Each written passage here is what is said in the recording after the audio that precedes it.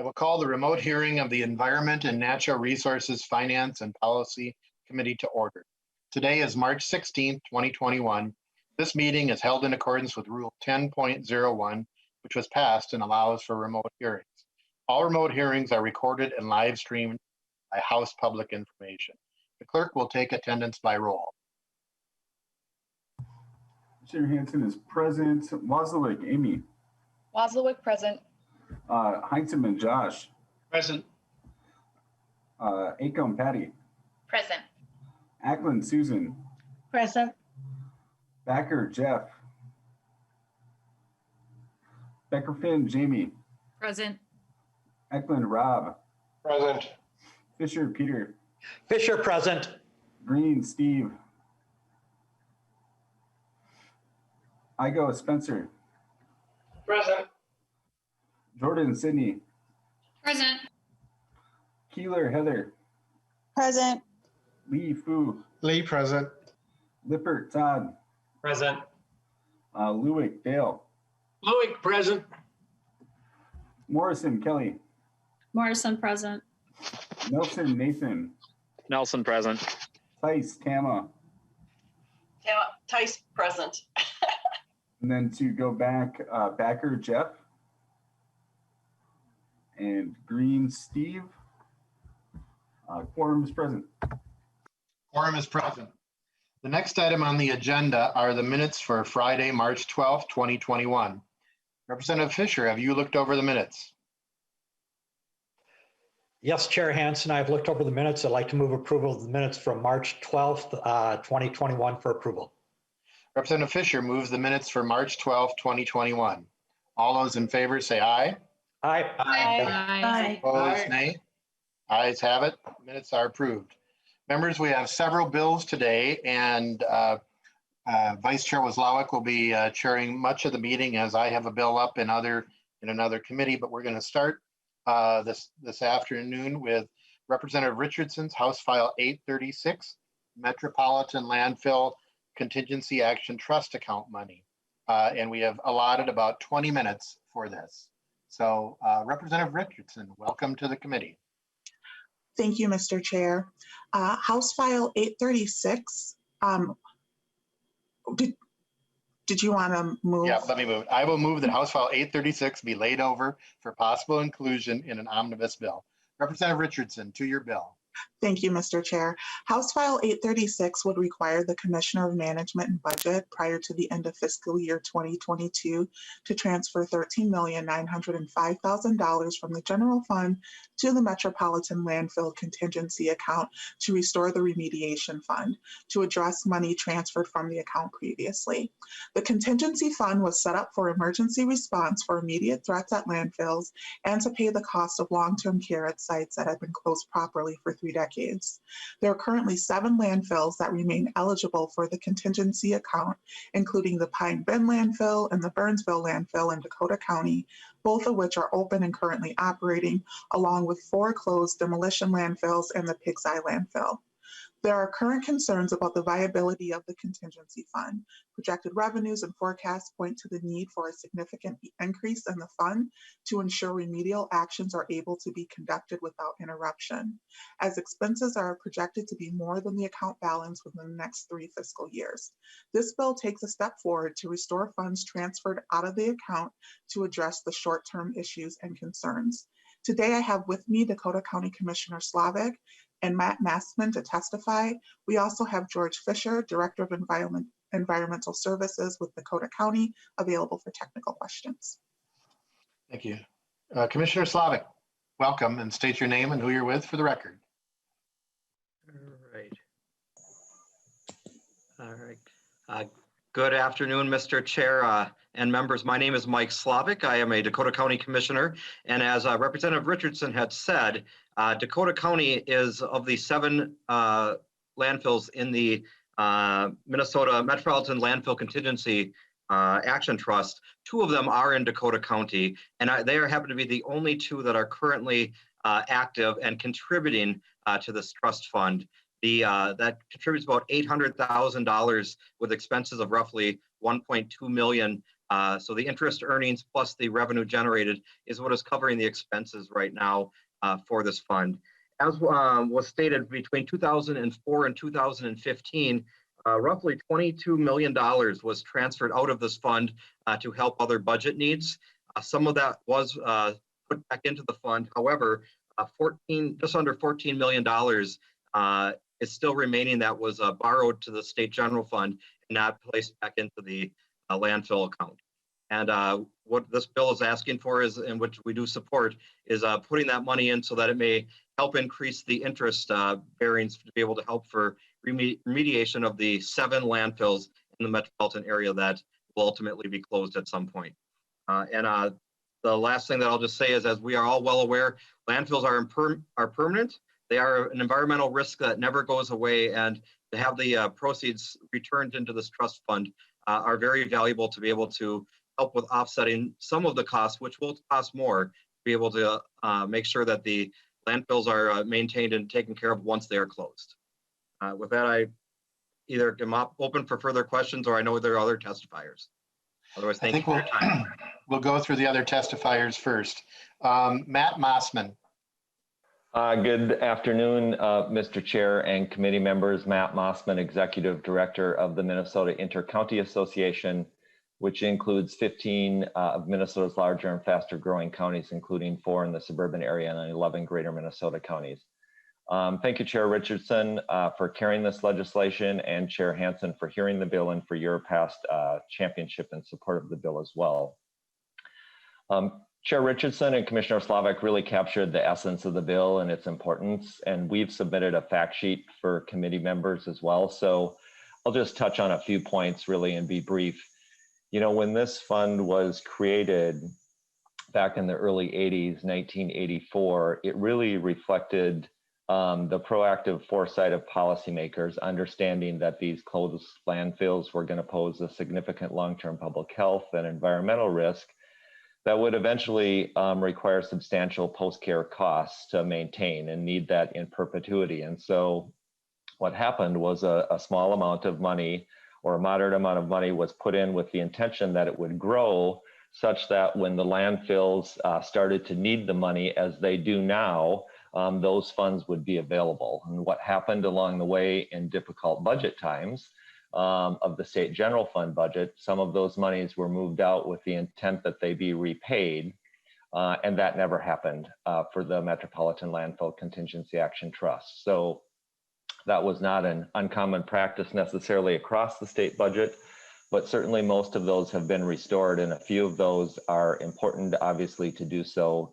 still yet, as this money is needed increasingly. So I just wanted to underscore that point. And for those, it is also a statewide issue. There's another fund that had a similar history where much of that money was repaid, but some remain. So we strongly urge the money to be restored to the Metropolitan, the MILCAT fund here, and also just underscore that the costs are really starting to set in and be significant, as was referred to. The MPCA's most recent study on this fund estimates more than $65 million will be required to complete the needed monitoring and response actions of these funds through these landfills through 2049, and that does not even include the 2 landfills that remain open, as Commissioner Slavic said. So those are my comments. Happy to stand for any questions. Thank you, Mr. Chair and members.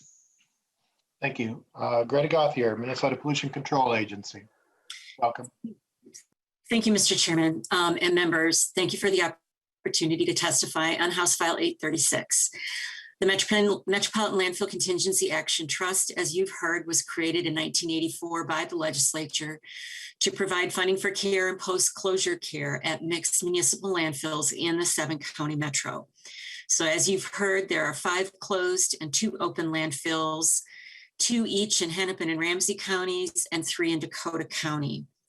Mr. Chair, a lot of my testimony has already been said. I will just note again that the long-term need for this program is in the neighborhood of $65 million, not including Pine Bend and Burnsville landfills. there is definitely a need for these funds, and this bill will ensure that the needs that we have to implement at these sites in fiscal 22-23 can be met. Mr. Chairman, at that point, I will say this is a fiscal item and not in the governor's budget. But we do support the intent and the goals of this bill and the MILCAT. And we thank you, Mr. Chairman and Representative Richardson, for this bill. Thanks, and I'm happy to stand for questions. Members, any questions? Representative Heinzman. Thank you, Mr. Chair. This might have been brought up, but just want to absolutely confirm that, and I'm not sure which testifier might be able to best answer this question. So if Representative Richardson has an idea who it might be, that'd be fine. But,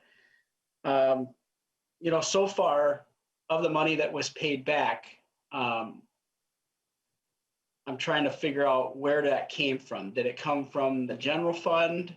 And this is going back a ways, but of money that has been paid back, has it come from the general fund or has it come from the renewable development account? Representative Richardson. Thank you, Mr. Chair. I believe the department would probably be best able to answer that question. Ms. Gothier. Thank you, Mr. Chair. Thank you, Representative Heinzman, for your question. So if I'm understanding right, the source of the funds in the MILCAT is a fee on mixed municipal solid waste landfills that are located in the 7-county metro. And that fee is either $66.66 a ton if the landfill is weighing the waste it receives, or $2 a cubic yard if the landfill measures instead by volume. So from that amount, the proceeds go, a quarter of those proceeds go into the MILCAT, as we call it, fund, and the remainder goes into the environmental fund for metropolitan landfill abatement work. So the source is this fee on metropolitan landfills. Mr. Chair. Representative Heinzman, I think you were asking about the payback. So yes, it went into, so the fund went into the general fund, and the payback in the teens came from the general fund. And there's still the amount that in Representative Richardson's bill of 13.9 that has never been paid back, that was from the solid waste fee paid by Metropolitan solid waste fees. And that went into the general fund and was never paid back. Okay, Mr. Chair. Do we have any idea where that is at, like the accounting for it? So I don't think we have any numbers in front of us relative to how much is owed, how much was paid back. It gets very confusing because obviously it seems reasonable that the money that was borrowed from these, or that the accounts that borrowed money from MILCAT would pay the money back. But I understand the money's going back to the general fund. It's just really hard to track where we're at and at what point will we be equal and the fund be made whole again. And if the accounts that borrowed the money in the first place are contributing to paying back into the MILCAT account. So, I mean, it sounds kind of convoluted, but it is complicated. So maybe you can help us understand. Representative Richardson. Thank you, Mr. Chair. I think one point that I would make, because the funds were removed from the account initially, there has been a loss on interest that could have accrued. So what we are asking for today doesn't even take into account the interest that was lost on the funds, but it's really more of trying to make whole for the dollars that were removed. Mr. Chair. Representative Heinzman. It doesn't sound like the information is available. If maybe that could be provided to members so we know where we're at. Maybe Matt has an answer, but I'm just trying to get at the current status of things as it relates to these accounts.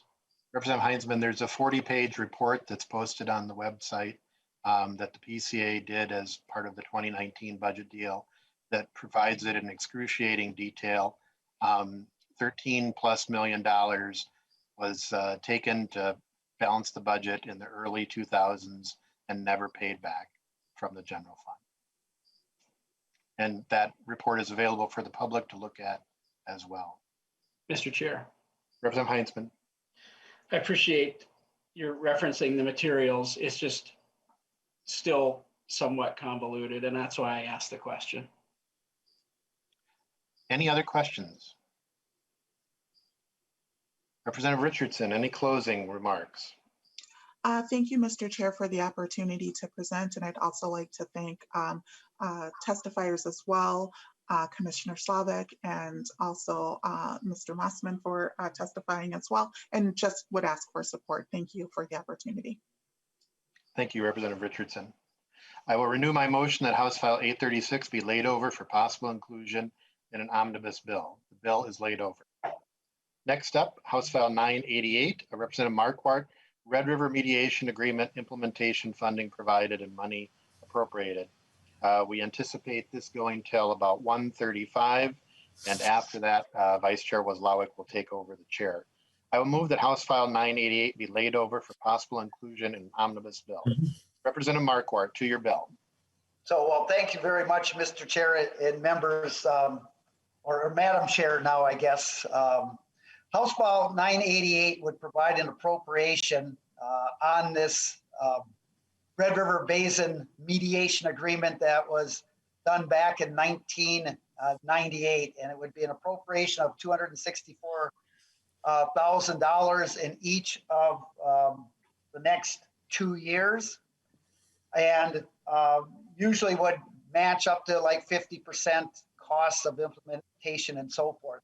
So what happened back in 1998, there was a lot of battles over water management and environmental permitting in the Red River Basin. And I'm not privy to everything that happened, but there was a court-ordered mediation that took place in 1998 that involved the Red River Watershed Management Board, its member watershed districts, United States Corps of Engineers, and the Minnesota Department of Natural Resources. So what this group has done is very important: work together to plan, design, fund, implement flood damage reduction efforts in the Red River Basin. And they leverage funding with federal and local sources. So if you know, and I know you do, know the history of the Red River Valley and the flooding and so forth, the state of Minnesota literally has put hundreds of millions of dollars, which we're very grateful, by the way, because it's really made our communities much safer than before. But there's been a lot of investment and a lot of organizations coming to. And I will have to note that the dry winter is always a relief when it comes to this time of the year, when you know you don't have any flooding. So you have Mr. Robert Sipp here, who's the Executive Director of the Red River Watershed Management Board, and he'll have about a 3-minute presentation. Mr. Sipp, welcome, and state your name and who you're with for the record. Thank you, Mr. Chair. My name is Robert Sipp, and I'm the Executive Director of the Red River Watershed Management Board. And I have a very short PowerPoint, if I could share my screen, if that'd be okay. Short. Okay. Go ahead. All right. Well, here we go. And just making it into the slideshow here. Okay, thank you. So as Representative Marquart discussed, I won't go into a whole lot of detail here, but the mediation agreement really was a landmark milestone for several local units of government and the federal agencies to really develop consensus and working partnerships on planning, design, and funding for flood damage reduction projects, and also really help coordinate those projects in conjunction with how natural resource enhancements should be implemented as part of these flood control projects. So as a result of all that mediation agreement and discussion, the flood damage reduction work group was created, and that actually oversees the mediation agreement, makes decisions annually about the budget of $264,000, and helps decide and determine where support for natural resource enhancements should go and what the different types of funding should be. There's also some more internal workings with technical committees and so forth, but really it's all about advocating and promoting and developing watershed-based approaches and solutions to water and natural resources management. And a little bit on who is involved in the agreement. And so it's the Red Board, local governmental units such as counties and so on, water districts, all the state agencies, some of the federal agencies, and then citizens are also represented. And just a note on membership, 9 of the 11 watershed districts up here have actually received funding through the flood work group, regardless of if they're a member of the Red River Watershed Management Board or not. So funding is really spread across the entire Minnesota portion of the Red River Basin. So more so on the funding, this is just a quick snapshot of 2018. And we do match that with, at least for 2018, with $570,000 that comes from the local watershed districts.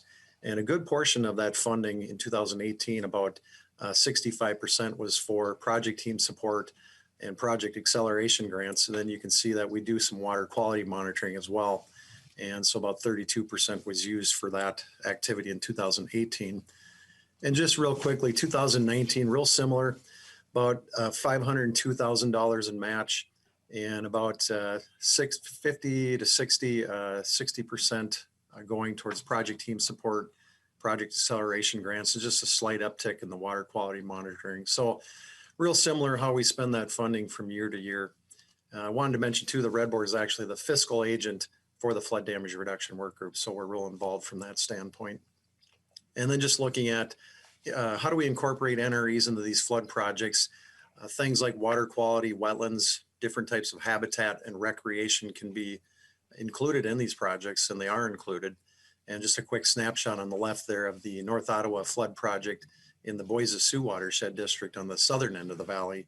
And they have quite a few natural resource enhancements included in that project. And then when we look at our flood projects up here, over the years, the Red Board has helped co-fund approximately 60 projects since 1976. We also have 11 flood projects in the works right now. We also have a new water quality program. It's about a year old now. We have 10 water quality projects in the works as well.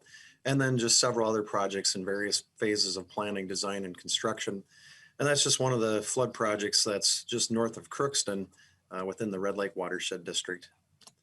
And then I guess the last slide, just a quick snapshot of the Red River Basin. There's all the watershed districts. Again, 11 watershed districts up here.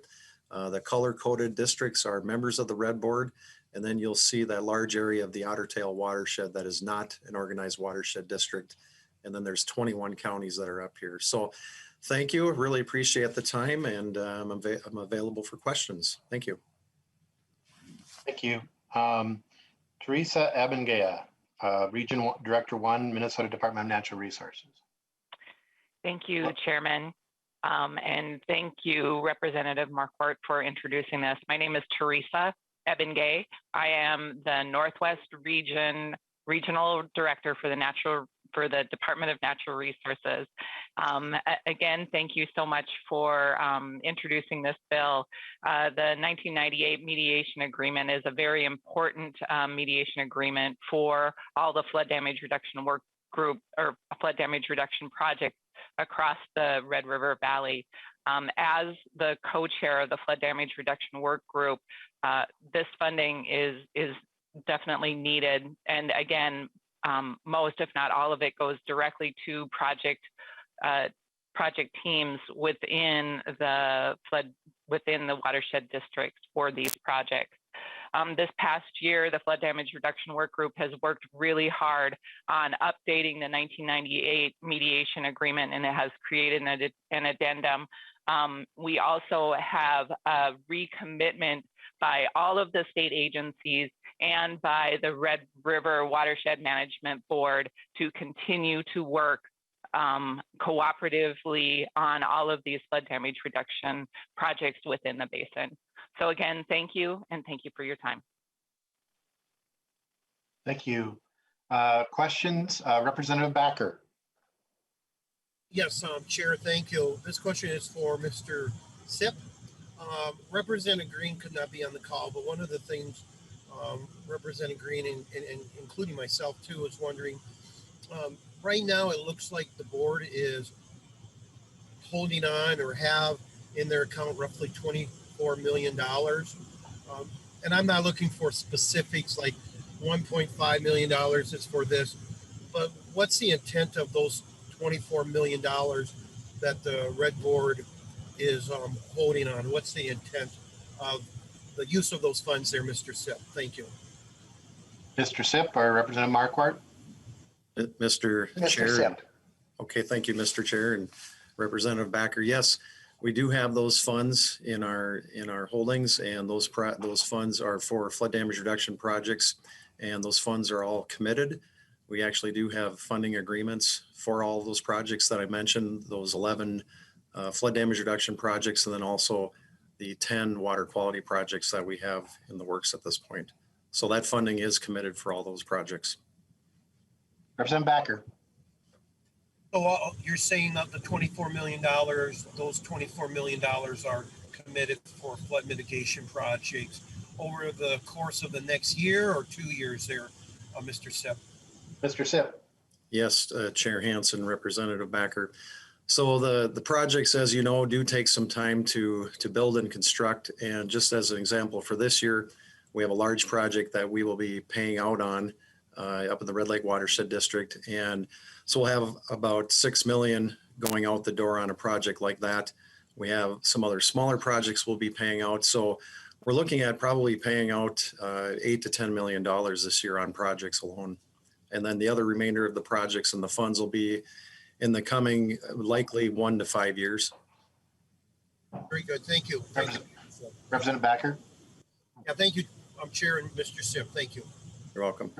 Representative Heinzman. Thank you, Mr. Chair. Probably another question for Mr. Sip. I'm hearing some big numbers, and I'm just trying to figure out kind of where you guys are at.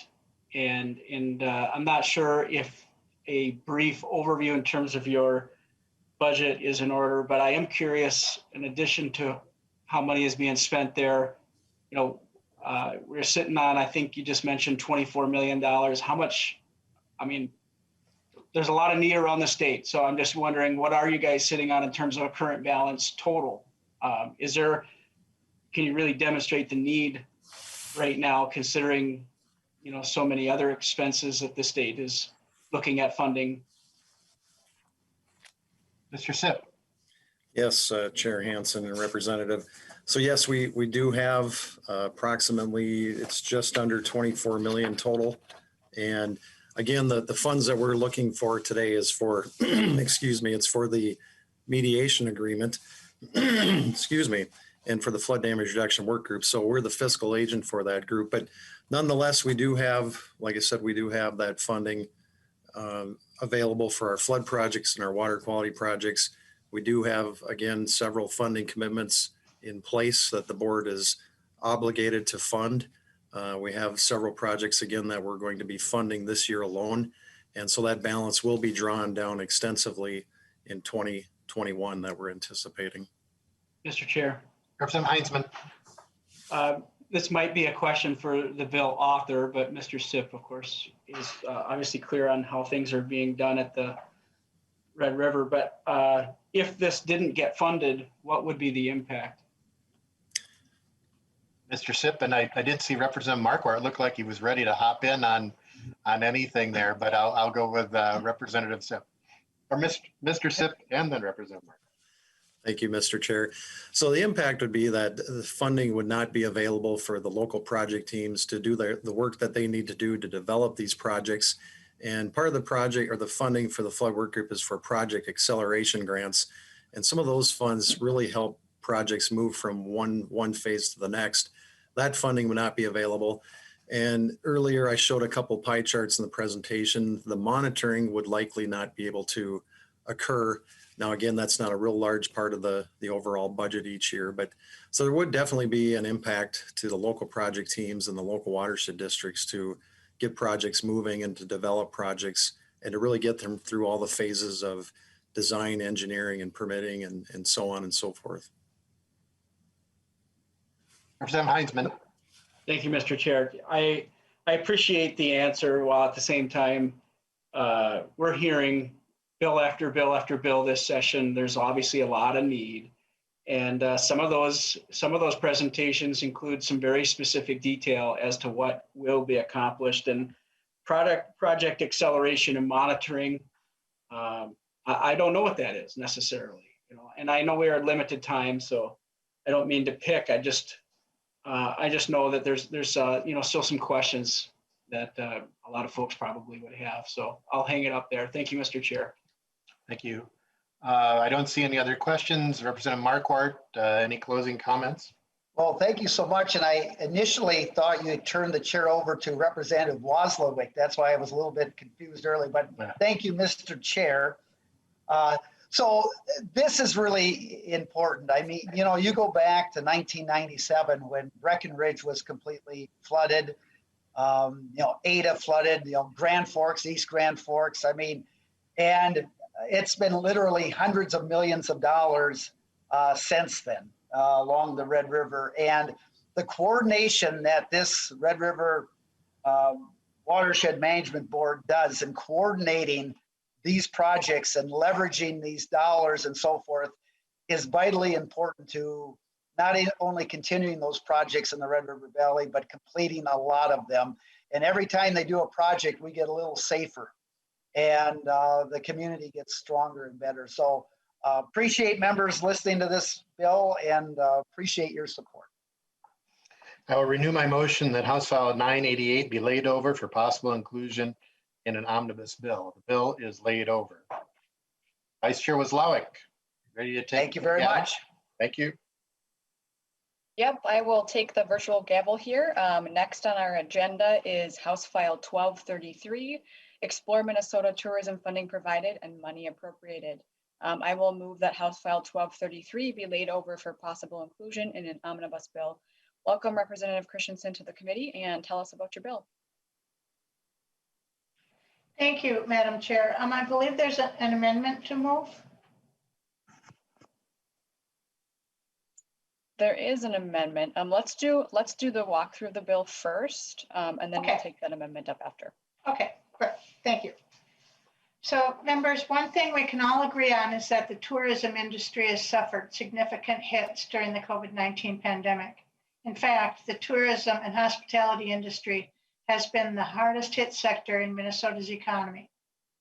We also know that tourism drives economic activity across Minnesota, employs thousands of my constituents and yours, and is the face of Minnesota.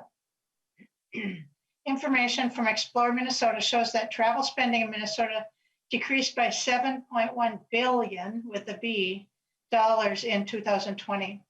The latest forecast of 2020 international travel to Minnesota shows an 80% year-over-year decrease, with a return to pre-pandemic levels forecast for 2024 or later. Recovery of the tourism industry has been disparate.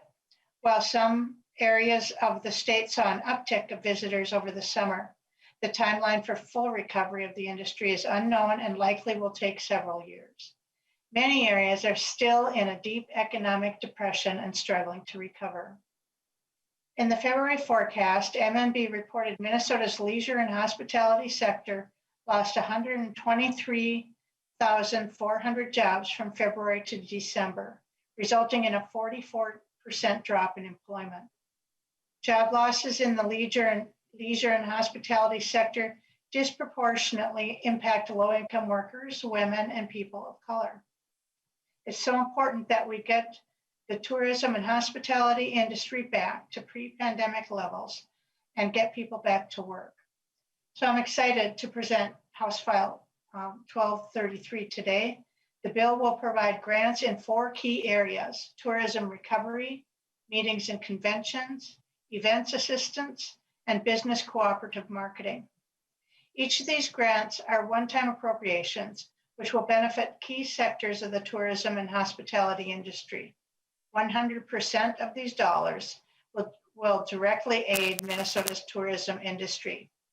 As you know, every dollar invested in tourism results in a return to the state in traveler spending, state and local sales tax revenues, and job creation.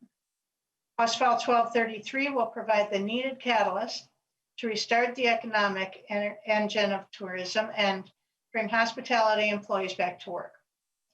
You have 2 letters of support in your packets, one from Minnesota Festivals and Events Association, and one co-signed by the Minnesota Tourism Growth Coalition, Minnesota Association of Convention and Visitors Association, and the Community of Minnesota Resorts and Hospitality Minnesota. Mr. Chair and members, as you put together your budget bill in the next few weeks, I hope you will include funding for recovery of the tourism and hospitality industry. I would like to turn it over to my testifiers, starting with Megan Christensen, but perhaps we want to move the amendment first, Madam Chair. Yeah, we can move the amendment. We'll do that. Actually, we're going to hear from those folks first, and then we'll do the amendment right after that. Okay. So we'll take Ms. Christensen, if you want to introduce yourself for the record, and then present your testimony. Christensen with Visit Grand Rapids. Thank you so much, representatives, for letting me speak on the behalf of this bill.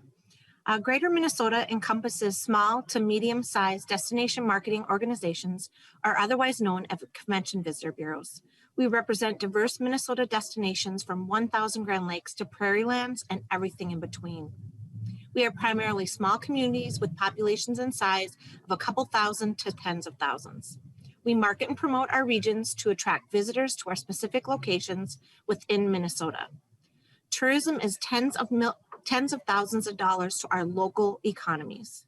2020 was a tough year for destination marketing organizations. All of our budgets were impacted by COVID-19. Most of us are down anywhere from 25% to 60%. We have greatly benefited from past emergency grant opportunities. Grant opportunities help us stretch the income we receive from our local options lodging tax. Through these funds, we would be able to try new technology-focused marketing and conduct additional advertising to attract new visitors in 2021 and 2022. For destination marketing organizations to receive additional emergency marketing grants, we would require the legislature to increase the Explore Minnesota tourism budget. We desperately need additional funding opportunities to help us make up the decrease from last year and the unknown tourism environment we are about to experience this year. Emergency funding would allow us to have strong marketing campaigns to attract new visitors to our greater Minnesota communities. I thank you for your consideration to increase Explore Minnesota tourism budget through new marketing grant opportunities to help us with downfall in tourism economy due to COVID-19. Thank you, Ms. Christensen. Next on our list is Sarah Pasick. If you want to introduce yourself for the record and present your testimony. Thank you, Madam Chair and members of the committee. My name is Sarah Pasick, and I'm representing the Minnesota Tourism Growth Coalition. Thank you for the opportunity to testify in support of House File 1233.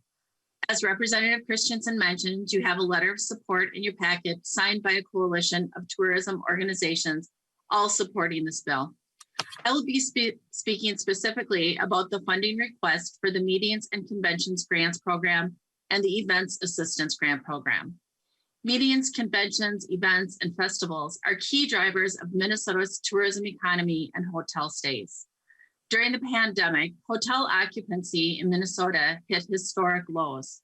Hotel revenue was down 48.5% statewide during the past year, and other regional areas saw even steeper declines, with Minneapolis hotel revenue being down 82.7%, Bloomington was down 66.3%, and St. Cloud was down 49.1%.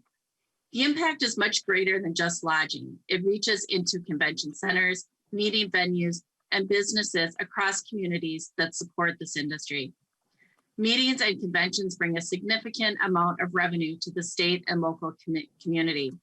Meeting attendees often spend a lot more money in a community than a leisure traveler because often they're on a business expense account. The local restaurants, bars, shops, and other entertainment venues all benefit, and they have all suffered significantly during the pandemic. Meetings and conventions also put people to work. We know that hospitality and tourism unemployment has surpassed all other sectors over the past year. Business travel introduces people to a community that they otherwise may not have visited, and they discover a place to return to with their families. Minnesota has a peak tourism season, and meetings and conventions help to fill up the calendar and offer stability for hotels, convention centers, and other venues. On the Events Assistance Grant request, over 2,500 events and festivals typically happen in a year. The loss of these events has been felt in every corner of the state. These activities were the first to shut down and will be the last to fully return. For most of the year, events were 100% canceled with no phased reopening. The impact of these losses has been devastating.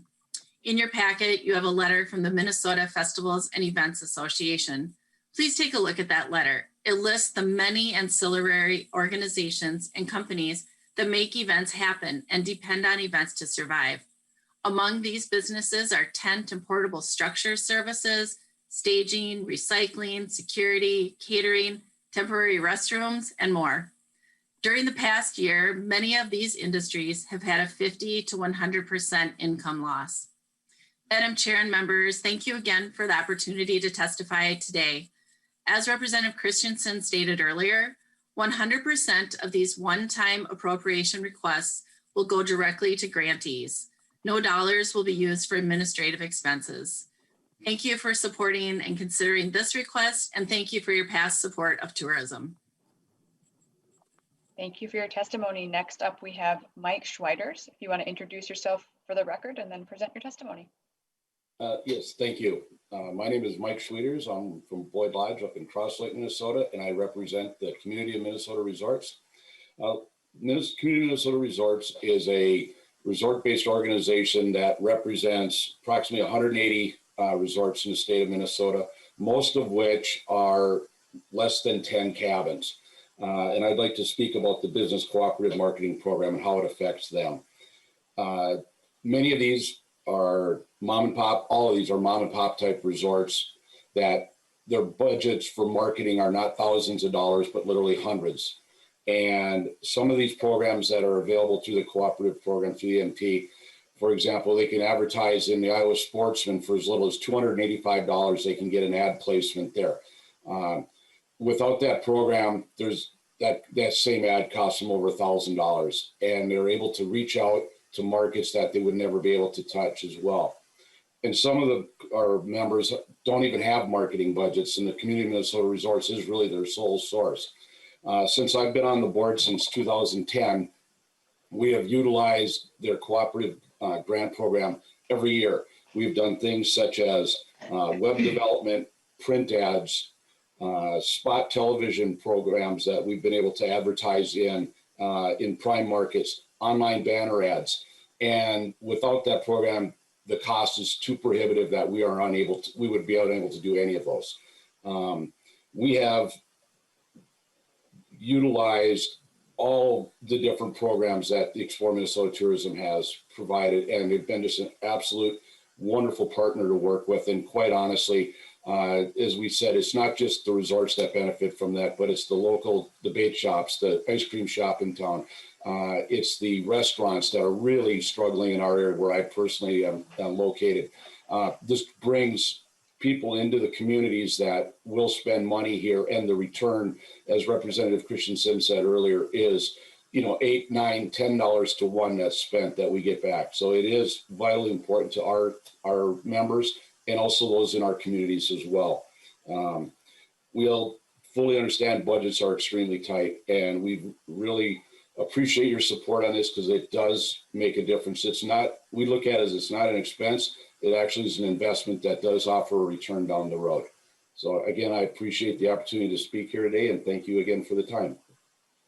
Thank you for your testimony. We are going to take the amendment next, and then we'll move to member questions if there are any after that. I understand that Representative Elkins has the A2 amendment. Representative Elkins, do you want to explain that? Do you want to move the amendment and then explain it briefly for us? Thank you, Madam Chair. I move the A2 amendment.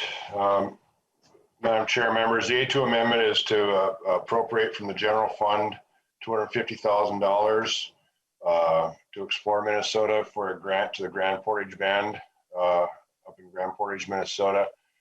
Most of you, if you've gone up Highway 61, you realize Grand Portage is right before you cross into the Canadian border. And this past year, as you've heard, Madam Chair, members, all these resorts have struggled this past year. Grand Portage has probably struggled worse because 93% of their business is Canadian customers. So that is the reason for the amendment, to help them bridge their payroll to get through till hopefully the border opens soon. Thank you, Madam Chair, members. Representative Eklund moves the A2 amendment. Representative Christensen, did you have any comments on the amendment?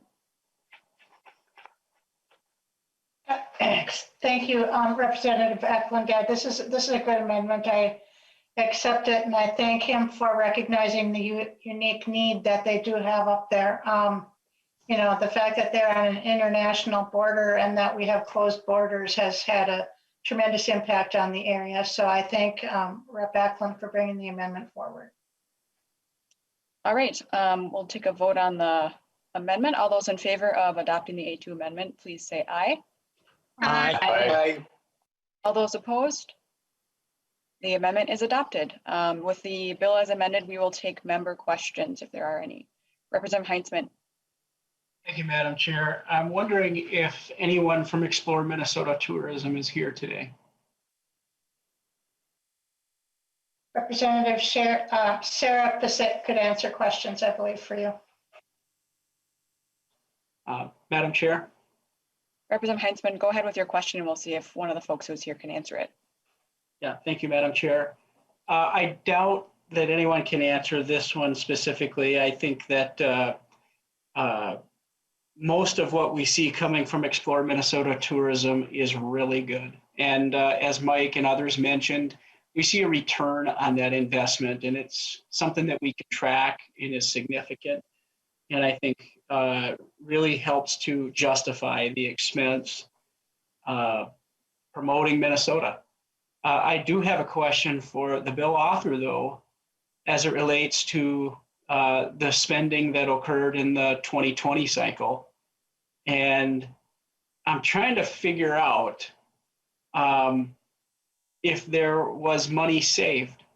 As everyone listening today knows, Governor Walz shut down Minnesota's tourism industry in 2020 due to COVID. And there's a great debate as to what should or should not have been shut down as compared to other states and so on and so forth. And just putting that debate aside, my question would be, did Explore Minnesota Tourism spend their money as they normally would have, promoting Minnesota and inviting people to come even while we were closed? And then if they didn't, how much money was saved? Does anybody have an answer to that question? And I don't think, being as Explore Minnesota didn't show up today or wasn't able to attend today, there's probably no way to answer that question, but I'm hoping the representative offering the bill might know. I will throw that out to Representative Christensen and see if someone else might be able to help with that answer. Otherwise, we can certainly get that information. Thank you, Madam Chair, and Rep. Heinzman, thanks for that. I'm going to see if Sarah Passett can answer your questions. I see her hand up, so we'll go to Ms. Passett. Thank you, Madam Chair, and Representative Heinzman. You're correct that Explore Minnesota would be the organization, the state agency, to answer your question.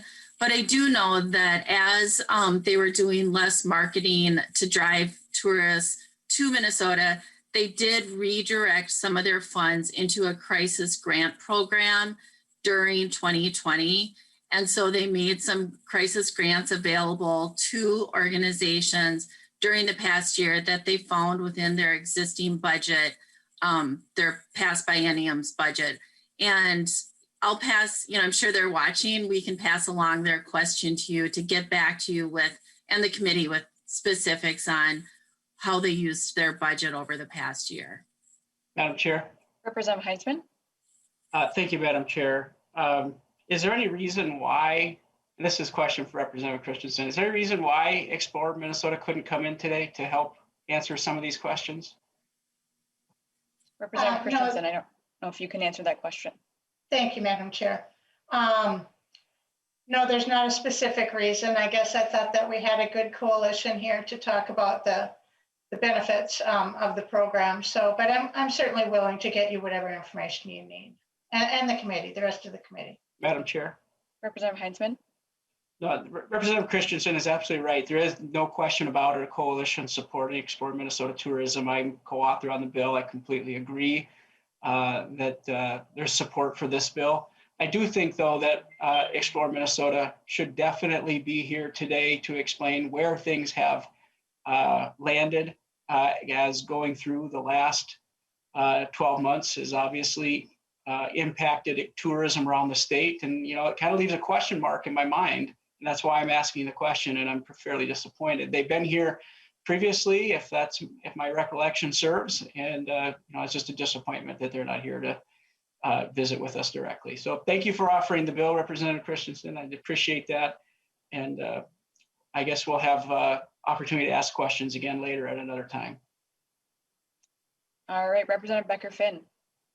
Thank you, Madam Chair, and I do want to just clarify that this isn't their ongoing funding bill for Explore Minnesota, but this is a combination of 4 different buckets of one-time appropriations. And I do remember when we had Explore Minnesota in this committee earlier this year, I believe the testimony from Mr. Edmond was actually that those most impacted by the pandemic had actually been the businesses and tourism more in the metro area, whereas the rural areas, although there were impacts, that there were actually some places where folks were doing better with internal tourism coming in, you know, folks from the suburbs driving up to different parts of the state and you know, choosing to do their outdoor recreation in state instead of going out of state or flying elsewhere. So, you know, I can't speak to obviously to why Explore Minnesota isn't here today, but I know we did have that testimony earlier this year. And finally, just want to thank Representative Eklund for his amendment and Representative Christensen for this bill. It's a good bill, and I know that it's greatly appreciated by the businesses throughout the state. And not everybody can rely on Representative Eklund to give them advice on where to stay and where to go fishing when they go up north. So really important to have this option available for folks. Any other member questions here? Not seeing any hands. Representative Christensen, closing remarks. Okay, I would just like to thank everyone. Thank you, Madam Chair, and thank you to my testifiers, and thank you, members.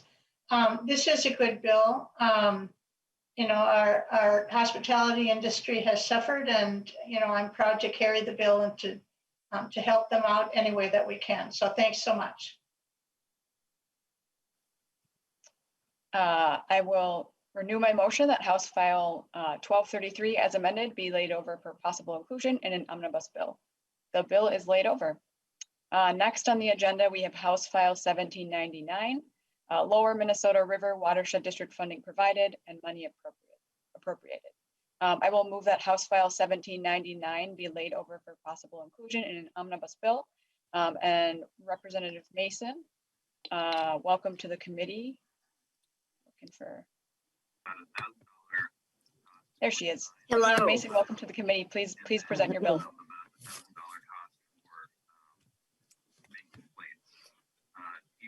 Can you hear me okay? Yes. In the assumptions, DPS is assuming about 100 of these plates would be issued a year. We can hear you, Representative Masin. Go ahead and is that okay? Yep, we can hear you. Okay. Thank you very much, Chair Waslera. And members, House File 1799 appropriates funds. Oh, did you want to move the bill first? Yep, I'm ahead of you there, Rep. Masin. I've already moved the bill, so you're good to describe. Okay, I missed that. I'm sorry. That's okay. Let me get back then. House File 1799 appropriates funds to the Lower Minnesota River Watershed District. It's $480,000 over the biennium. And it's from the Board of Soil and Water Resources for a grant to the Lower Minnesota River Watershed District to defray the cost of maintenance and operating sites for dredge spoil. And for those of you that have been on the river, you'll know what that's all about.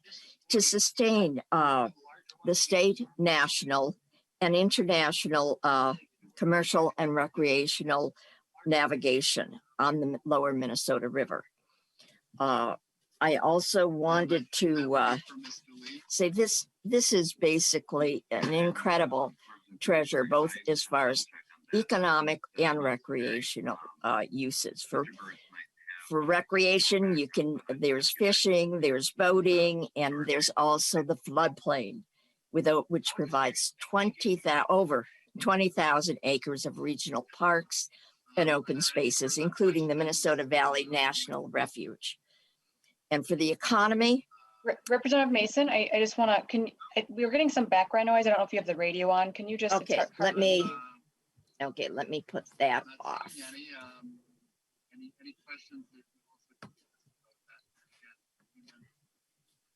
Okay, I'm trying to be two places at one time. Sure, yeah, go ahead and continue. Okay. For the economy, there is a channel that goes 15 miles upstream, and it provides the lowest cost of transportation available, both for, especially for agricultural products, as well as other commodities. And what I'd like to do now is ask Linda Loomis to give you some more details on this. All right, Ms. Loomis, if you would identify yourself for the record and present your testimony. Yes, my name is Linda Loomis, and I am the administrator of the Lower Minnesota River Watershed District. And I'd like to thank Representative Masin and the committee here for listening to us today. As Representative Masin pointed out, this is a bill to help the Watershed District manage dredge material. The Lower Minnesota River Watershed District is somewhat unique in the state, as we are the only watershed district with responsibility for helping to maintain navigation in the state of Minnesota.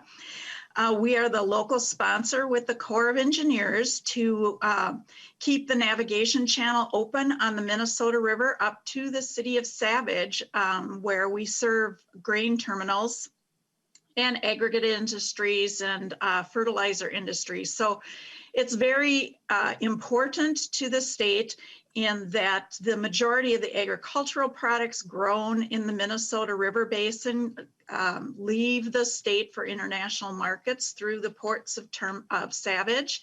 And fertilizer for those same agricultural fields comes in through there too. Road salt also is another big product that gets shipped on the river. So we are responsible for managing the material that is dredged from the river. We don't like to call them spoils anymore because that implies that it's something that's not good. And we just call it dredge material because it can be reused, which is what we do with the material.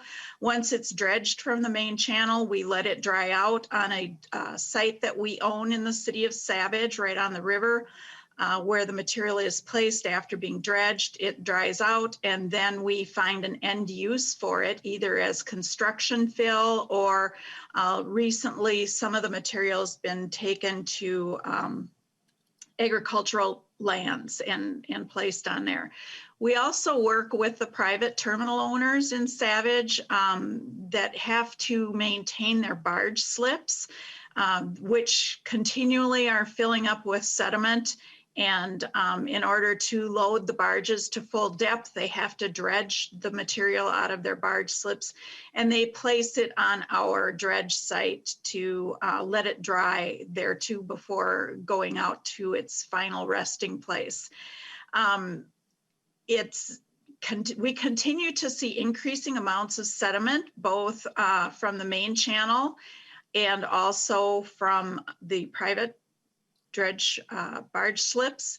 It's a combination of increasing artificial drainage, both suburban, urban, and agricultural drainage, and climate change, which is increasing the rainfall that we see. And that erodes the river banks, it erodes all of the valleys and the tributaries that feed the Minnesota River, and it ends up getting deposited in the Minnesota River Valley, and then we end up having to manage the material as we dredge it from the river. So that's what this funding is used for, and I guess if anyone has any questions, I'd be happy to answer them. Thank you, Ms. Loomis. Next up, we have Kevin Begalke. You could introduce yourself for the record and present your testimony. Good afternoon, Madam Chair and committee members. My name is Kevin Begalke. I'm the Assistant Director for Regional Operations with the Board of Water and Soil Resources. And just real briefly, this funding and this appropriation has been in the Bowser base the last 2 biennium. And we work closely with the Watershed District to allocate those funds from the legislature and the appropriation to the Watershed District for the purposes that are stated. And we are able to do that again, should this be continued. Thank you. Thank you. Any member questions?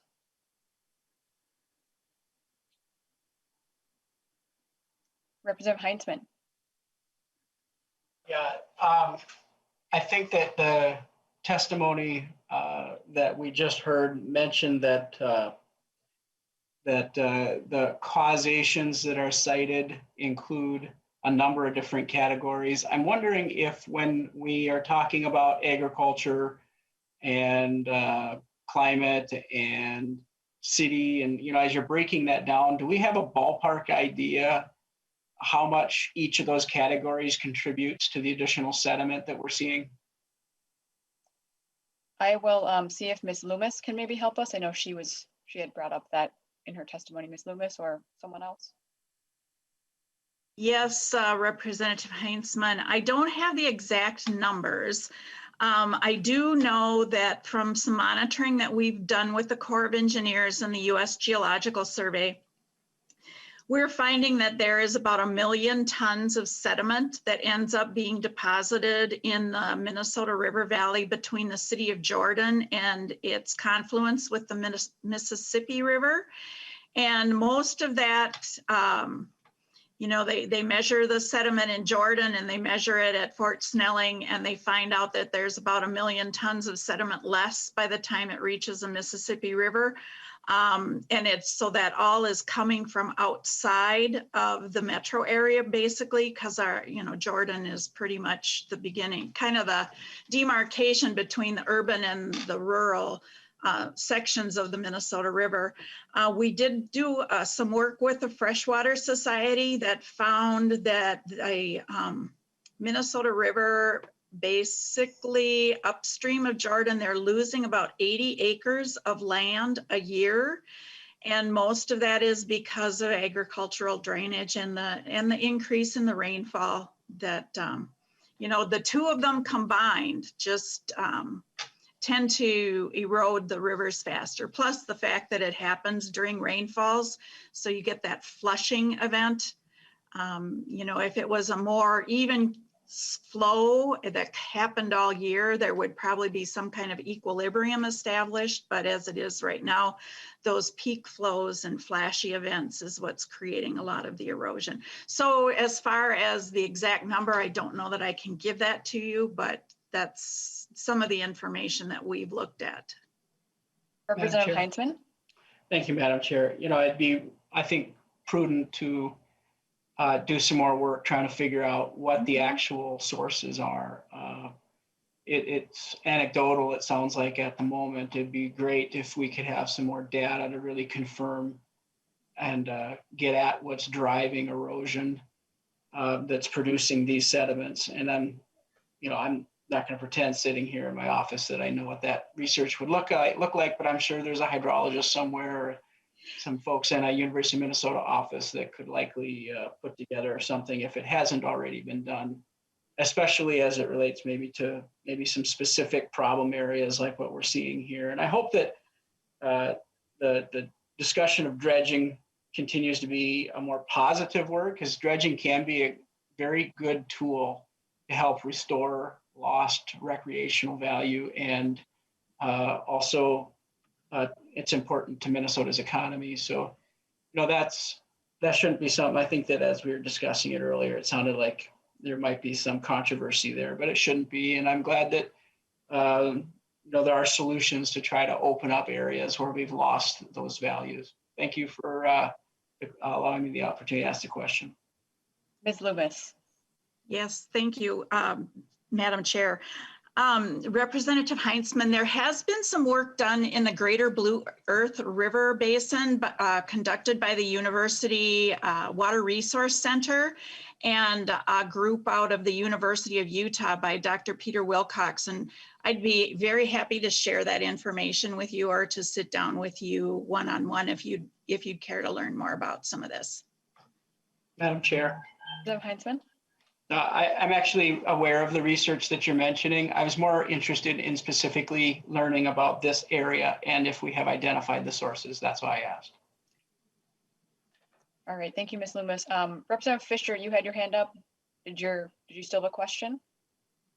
Thank you, Madam Chair. And just more, thank you, Madam Chair. And just a little bit more of a comment is, we're hearing that the intensive rainfalls that are coming through are causing more and more problems. This kind of goes back to some of the solutions that we've heard over the last couple of weeks of doing more focus on trying to hold water back on the landscape in the upper Minnesota River Valley. I do know that we do have some bills that have been heard on the committee, and I would hope that our colleagues will be more than happy to support those efforts so that we can help start solving this problem upstream instead of having to spend all the money downstream the way we are. Thank you. Representative Tice. Thank you, Madam Chair. I just want to make a brief comment and something that I've noticed in our area in St. Cloud, Wake Park, the whole area. Several years ago, we used some monies that were given from President Obama in adding more complete streets to our city in the area. And I remember on County Road 137, they drained a swamp and put in, I think in some places it's 5 lanes with bike trails and sidewalks. And now we've got a water superhighway. And I wonder if anyone has ever done any work to figure out how much more water we see racing down after these harder rains, because we've put concrete and tar in so many areas that once used to be just wetlands. I would be interested in seeing that. And does anyone know if there's any research or things to do with that? Not sure if anyone can answer that question, but I'll leave it open for a second here if someone has any thoughts to share on that.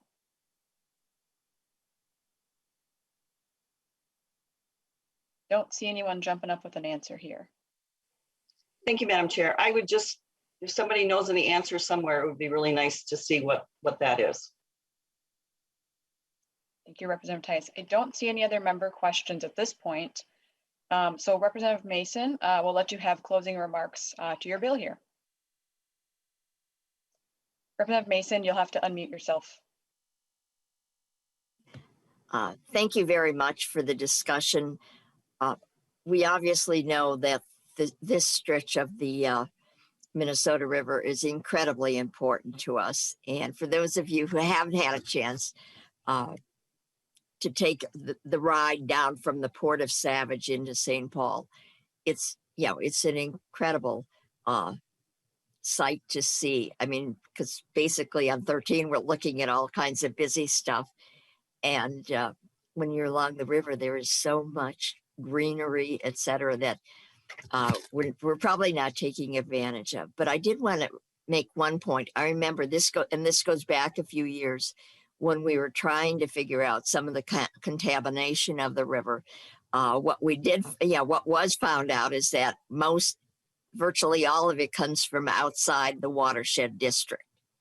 So there's not a whole lot that can be done within the watershed district. It's mainly trying to go fix the problems that are outside the district. Again, this is so important, both from recreational and commercial agricultural means. So I really appreciate your support. And again, thank you so much. Thank you, Representative Masin. I will renew my motion that House File 1799 be laid over for possible inclusion in an omnibus bill. The bill is laid over. All right. Thank you. Thank you, Representative Masin. Next up, we have House File 32, electric assisted bicycle classification and regulation modified. I will move that House File 32 be laid over for possible inclusion in an omnibus bill. I believe this is Representative Elkins. Yes, thank you, Madam. Welcome to the committee and tell us about your bill. Yeah, we're getting additional upgrades in the types of e-bicycles that are being introduced. And so this creates a three-tier system. And Dorian Grilly from the Bicycle Alliance of Minnesota is going to do most of the bill presentation, but we're adapting to advances in electric bicycles. So if Mr. Grilly is here, there he is. Mr. Grilly, if you would identify yourself for the record and please proceed with your testimony.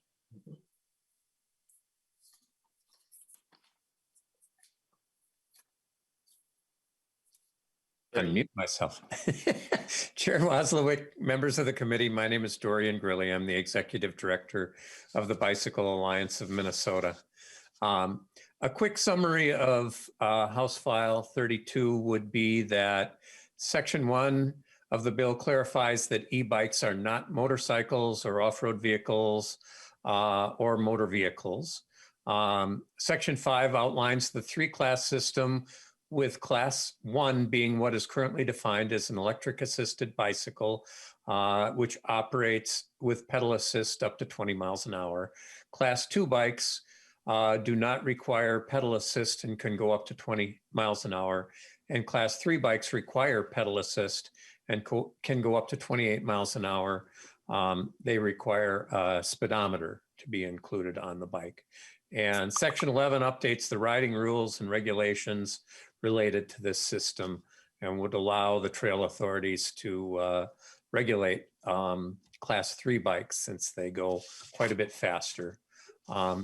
And several years ago, I came before the legislature asking to update the definitions in Chapter 169 to make e-bikes under a certain power threshold that went under 20 miles an hour bicycles, not motor vehicles. Until then, they were required license and being insured. And today, thanks to Representative Elkins and others, I'm here to simply ask that you make this update that will make Minnesota statutes consistent with the evolution of e-bikes, the rules and regulations in other states and countries, the current national and international manufacturing standards, and with what is going out the door at bike shops statewide. The Transportation Committee heard from the bike industry a couple weeks ago that e-bike sales have been growing 100% a year for the last several years, and that they estimate 65 million in sales this year in Minnesota alone. That number would generate about 4 million, a little less than 4 million in sales tax revenue. So it's a significant number. Bike MN worked to draft this bill with the National Bike Industry Coalition called People for Bikes, and Matt Moore, the General Counsel at Quality Bicycle Products in Bloomington, the largest wholesaler of bicycle parts in the country. For this committee, I'd like to share Bikeman's thoughts on the fiscal note and the reason that we're here before you today. It says that there'll be a minor cost of about $25,000 to the DNR and possibly other trail providers for updating their signs and management. I don't disagree with DNR's concerns and appreciate their willingness to work towards a solution. And I think you'll hear from Andrew Korsberg from the DNR in a few minutes, or in a minute. And my thought is that this bill does not make major changes to the current operating rules, and that the sign updating and replacement could be done as part of DNR's normal replacement process. But that still leaves the management questions about the 28 mile an hour bikes. But lastly, I'd like to leave you with a thought that e-bike sales have been a significant boost for bike shops statewide, and that they are becoming very popular with baby boomers, the very people that are driving the significant portion of our tourism economy and the use of our state trails. So I was listening in before, and I think we all realize that we need to get people back out visiting our communities and our resorts and our trails. The average cost of an e-bike is pretty significant. And I'm just hoping that 4 million in sales tax revenue could be used by this committee to compensate DNR for those management costs of $25,000. Thank you, Mr. Grilly. We do have Andrew Korsberg here to answer questions if members have questions. So we'll turn it over to folks if there are any questions from members. Representative Heinzman. Thank you, Madam Chair. Representative Lewick and I have been very fortunate to have the opportunity to actually operate these electric bikes, assisted, I guess is maybe the term. And over in Cuyuna, it's absolutely exploding. Representative Elkins, I'm glad you're bringing the bill forward. I think it's super important that e-bikes are included as a bike in statutory definition. And these categories, I think, are really going to go a long ways towards making sure that e-bikes continue to have a bright future in Minnesota. And I'm glad we're catching up to a number of other states that have already done this. Wanted to make those comments and then point something out. And this is going to be more controversial and doesn't have anything to do necessarily with this bill. But of course, these are not inexpensive. And there's an ongoing debate in Minnesota as to how we fund some of these projects, like the one in Cuyuna or in locations around the state, trails coming through our communities from border to border to border. And at some point, that conversation is probably going to have to include how do bicyclists pay their own way, especially considering the significant cost of these vehicles. We're not talking about a cheap ride necessarily. In some cases, an e-bike can be more than even a motorcycle. So I think the definitions make sense. I'm glad we're doing this, as I said a minute ago, but I think that it also is going to be a continuing interest in the conversation as to how do we maintain our sport for those of us that spend a lot of time on bike trails and complexes like at the Crosby Cuyuna location. So thank you for the opportunity to make a few comments and appreciate the bill. Thank you. Any other member questions or comments? Not seeing any hands show up, so Representative Elkins will give you the last word here. Oh, thank you, Madam Chair.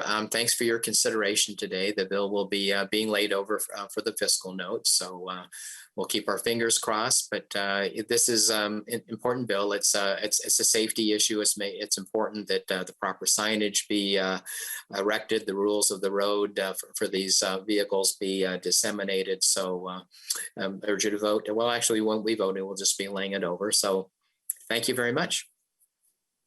And with that, I will renew my motion that House File 32 be laid over for possible inclusion in an omnibus bill. The bill is laid over. We don't have any other further business before us as a committee. So with that, we will adjourn.